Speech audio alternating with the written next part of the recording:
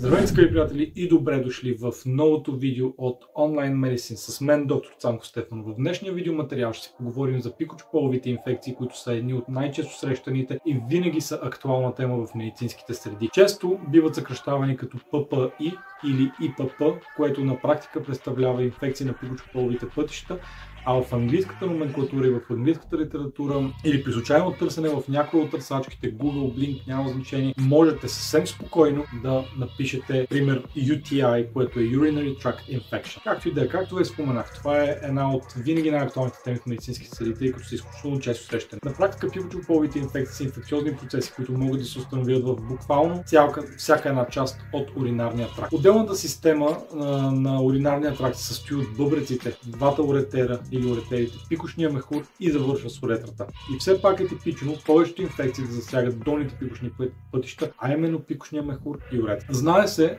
разбира се, от статистиките, че жените за жалост са изложени на много по-голям риск от развитие на пикочополови инфекции, отколкото мъже. Ако възпалителният процес се ограничи само до пикошния мехур, той ще предизвика предимно болезненост и дискомфорт, но ако състоянието обхване и бъбреците, клиничната картина ще бъде далеч по-сериозна. Основни характеристики на пикочополовите инфекции са, че те предизвикват едно специфично парещо, прорязващо, болезнено чувство при отделянето на урина. Макар че познатите пикочополови инфекции не винаги причиняват симптоми, най-често те причиняват някои от следните, които ще изброя в момента и може да видите на вашите екрани. Много често пациентите споделят почти постоянна нужда от уриниране, както вече споменах, усещане за парене при уриниране. В някои случаи урината може да изглежда мътна, червена, ярко-розова или с цвят на Кока-кола. Това е изключително често описание, между другото, от страна на пациентите. Като разбира се, обаче трябва да се каже, че това е признак, че в нея има наличие на кръв. Урина също така със силна и специфична миризма е много друг чест симптом. При жени е характерна също и болката в таза, по-конкретно в центъра на таза и областта на срамната кост, което е на практика в долния коремен етаж. В някои случаи се наблюдава и тенденция при по-възрастните хора инфекциите на пикошните пътища да бъдат бъркани с други състояния. Тоест не точно да бъдат бъркани, но да бъдат поставяни в диференциално диагностичен аспект и контекст с други заболявания. За жалост обаче и немалък брой възрастни пациенти, особено такива с деменция, с нарушения в паметта, които не могат да дадат пълна история, често бъдат не неглижирани, но биват насочвани в друг вид лечение. Това се получава поради липсата на информираност, която да ни даде симптомите като болка в корема, болка или парене при уриниране и прочее и прочее. Затова съветвам всичките си колеги, когато имате възрастни пациенти с данни за някакъв вид сепсис или септисмия, данни за инфекция, температура, винаги проверявайте урината за наличие на левкоцити, нитрити и така нататък, за да установите дали има пикочополова инфекция в този момент. Разбира се, в последствие може да се докаже с микробиологично изследване, но в начален предишното лечение е важно, за да се предпази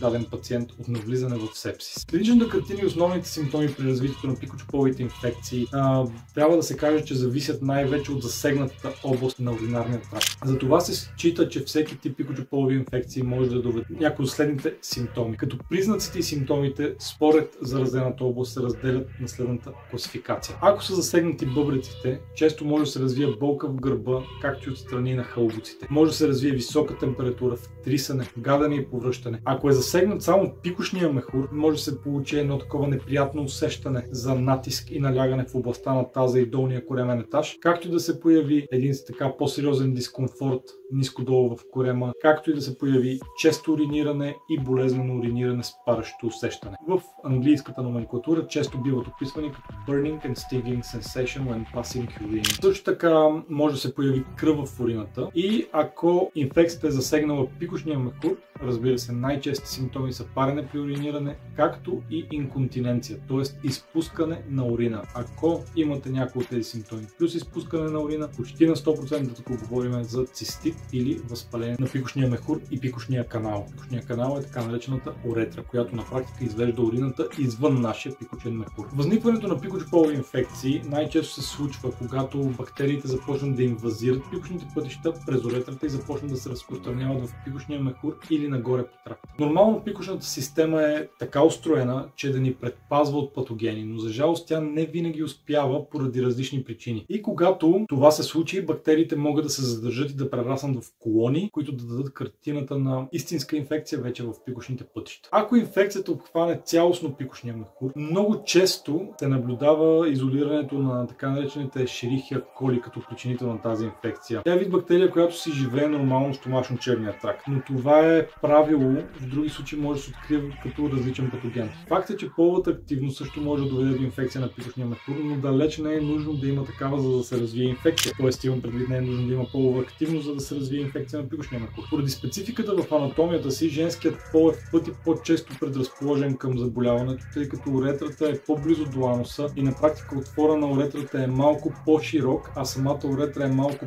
по-къса и по-широка в сравнение с уретрата при мъже. Това улеснява проникването на бактерии, намиращи се в перианалната зона и както и в периалната зона, и чрез проникване в уретрата проникват в пикочния мехур, а в някои случаи могат да се разпространят и отвъд него. При своевременно и правилно лечение, инфекциите на долните пикочни пътища рядко водят до увреждащи последствия. Но ако не се лекуват, те могат да доведат до някои по-сериозни усложнения, като например хронично или често рецидивиращи повтарящи се инфекции. Като за да се говори за тях, има, разбира се, едно условие, то е да има 2 или повече пикочополови инфекции в рамките на 6 месеца, т.е. половин година, или 3 или повече инфекции в рамките на една година. И отново жените са особено предразположени именно към повтарящи се инфекции и много често се получават точно защото неглижират симптомите на първоначалните симптоми, които получават на цистит с парещото уриниране, честотата, тежестта и прочее. Също така може да се развие дълготрайно увреждане на бъбреците, откачила се вече нагоре инфекция поради нелекувано или неправилно лекувано предишно възпаление на пикочните пътища. Също така при възникнала по време на бременност инфекция, бебето може да се роди с ниско тегло или да бъде недоносено. При мъже обаче повтарящи се инфекции на уретрата водят много често до стенози и структури в пениса, което е изключително болезнено състояние, което може да доведе до последващи усложнения, което често може да доведе до усложнения и до развитие на уринарна ретенция, което налага перманентно катетеризиране в много случаи, ако състоянието не може да бъде, разбира се, поправено хирургично. И не на последно място, определено искам да сложа сепсис. Както сме обсъждали в други наши видеа и в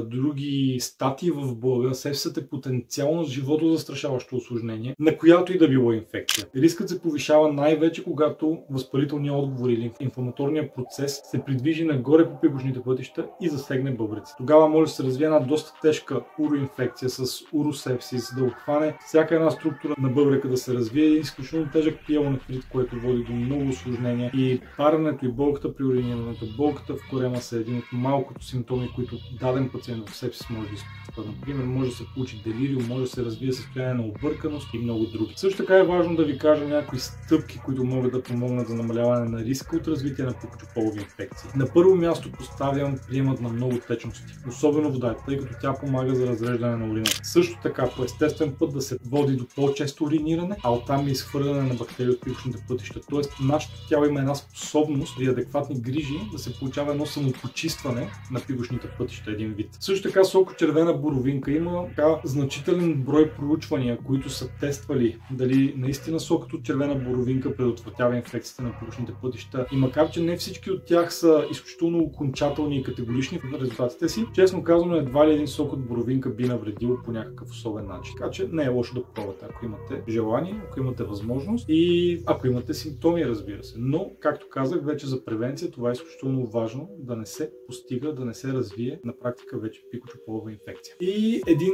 много личен, разбира се, и дискретен момент е, но повярвайте ми, в спешната медицина съм виждал какво ли не, е хигиената след изхождане. Тоест, дали след уриниране или дефекация е особено важно почистването да става отпред-назад. Това предотвратява разпространението на бактерии от ануса към вагината и респективно уретрата. И един съвет към жените. След полов акт е изключително желателно, така да се каже, да си изпишкате и да изпразните пикочния си мехур. Също така е хубаво правите една голяма чаша вода, за да подмогне процеса на отмиване на бактерии. Що се отнася до лечението на пикочополови инфекции, стигнали се все пак до заболяване, антибиотиците обикновено са първото средство за лечение. За да е наясно кой точно препарат да се изпише, лекарите често биха искали да направят и микробиологично изследване на урина, а докато излезе антибиограмата, за да се разбере причинителят, е хубаво да се започне емпирично лечение. Ако инфекцията е изолирана и не е усложнения, лекарствата, които са препарати на избор при лечение на UTI и на пикочополови инфекции, са най-често цефтриаксон, цефалексин, триметоприм, сулфаметаксозол, фосфомицин, нитрофурантуин. В някои случаи може да се прибегне към коламоксиклав, което е комбинация от амоксицилин и ковалонова киселина. В други случаи, при които има вече и засягане на бъбреците, както и на пикочния мехур, може да се прибегне и към прилагане на ципрофлоксацин. В случаи вече на по-усложнените форми, когато вече има и особено данни за развитие на сепсис, по-тежка пикочополова инфекция или мъкването на бъбречна инфекция, в много случаи се налага и не само ципрофлоксацин, а и други флуорхинолони, както и много често гентамицин, особено под венозна форма. При чести и хронични пикочополови инфекции лекарите обикновено предписват по-ниски дози на антибиотиците, които да бъдат приемани по-дългосрочно, между 6 или повече месеца, с цел превенция. Например, много често тук в Англия колегите изписват за дългосрочна превенция на пикочополови инфекции, например вместо 100 мг два пъти дневно от нитрофурантуин, изписват 100 мг веднъж дневно или 50 мг в зависимост от възрастта и бъбречната функция на пациента. Докато при по-тежките пикочополови инфекции пациентът може да се нуждае, както вече споменах, и от интравенозно вливане на антибиотици, както и прием в болница, наблюдение и следващ мениджмънт. Беше ми приятно, надявам се видеото да ви е харесало, надявам се информацията да е била полезна. Моля, не забравяйте да се абонирате за канала, да активирате звънчето и ще се видим в следващия видеоматериал. До скоро!